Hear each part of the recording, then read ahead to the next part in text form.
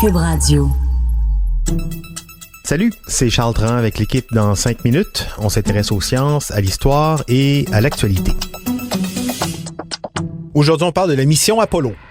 Apollo 10, en fait, celle qui a précédé l'historique Apollo 11, dont on va célébrer le 50e en juillet qui vient, et les premiers pas, donc, de Neil Armstrong. Mais avant Apollo 11, il y a eu Apollo 10, sans doute la mission la plus frustrante de l'histoire spatiale pour 3 astronautes qui se sont rendus jusqu'à la Lune, qui en ont fait le tour en orbite, et même 2 d'entre eux se sont embarqués dans le module qui les a descendus vers la Lune, mais sans s'y poser si près du but. 2, 1, 0. Apollo 10, décollé au mois de mai, était la dernière répétition avant le premier véritable alunissage, celui d'Apollo 11, prévu seulement 2 mois plus tard, en juillet 1969. 2 ans plus tôt, devant la crainte que l'Union soviétique ne soit également engagée dans une course à la Lune, il avait été envisagé qu'Apollo 10 soit en fait le premier module à se poser sur la Lune.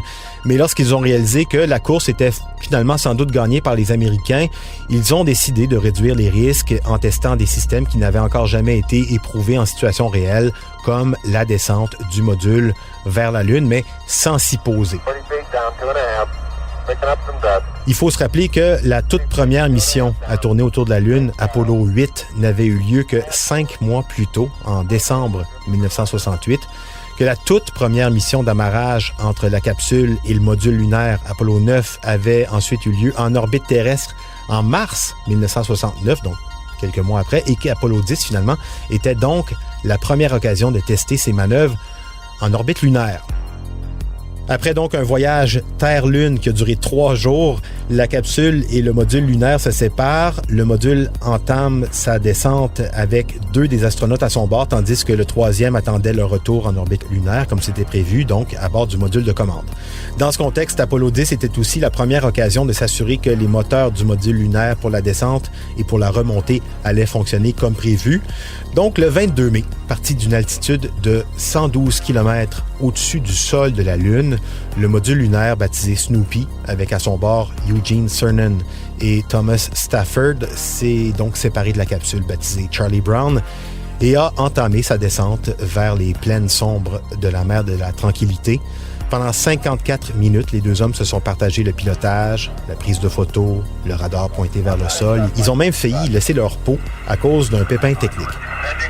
Alors on se demande qu'est-ce qui a pu se passer dans leur tête lorsqu'à seulement 15 km du sol lunaire, 15 km sur un trajet de 384 400 km, donc à 15 km du sol lunaire, lorsqu'il est venu, comme prévu, l'ordre de Houston de rallumer le moteur et de commencer à remonter, on peut se demander qu'est-ce qui s'est passé dans leur tête. 0, all engine running. Les historiens ont quand même quelques pistes pour savoir ce qui s'est passé dans leur tête lorsqu'ils ont décortiqué cette mission. On a toujours pointé le dernier message de Cernan avant d'entamer cette ascension comme un message assez révélateur. Il disait « L'engin spatial se porte bien, il n'y a aucun problème, sauf que ce serait bien d'être dans le coin plus souvent. » Mais bon, ils ne pouvaient pas atterrir, même s'ils voulaient. Le module lunaire ne transportait pas assez de carburant pour allunir puis redécoller. Ils ont donc dû obéir aux ordres pour des raisons de survie. La raison officielle était que ça permettait d'être plus léger, mais Eugene Cernan aurait laissé entendre, lui, que c'était prémédité, pensant que la NASA ne souhaitait justement pas donner aucune opportunité à ses astronautes de se poser. Pour Eugene Cernan, cela dit, ce n'était que partie remise puisqu'il aura sa chance 3 ans plus tard de parcourir ses 15 derniers kilomètres. Il a pris part à la dernière mission lunaire Apollo 17, c'était en 1972. Et d'ailleurs, c'est même lui qui est le dernier homme à avoir mis le pied sur la Lune, le dernier. À l'époque, on ne pensait pas que la Lune redeviendrait aussi difficilement accessible vu tous les efforts qui avaient été fournis. Personne n'y est allé depuis 50 ans sur la Lune. Et d'ailleurs, la prochaine personne, ça devrait être une femme en 2024. Les Américains, encore eux, sont sur le coup avec la mission Artemis.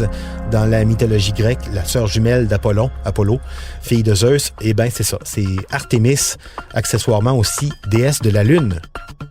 C'était en 5 minutes.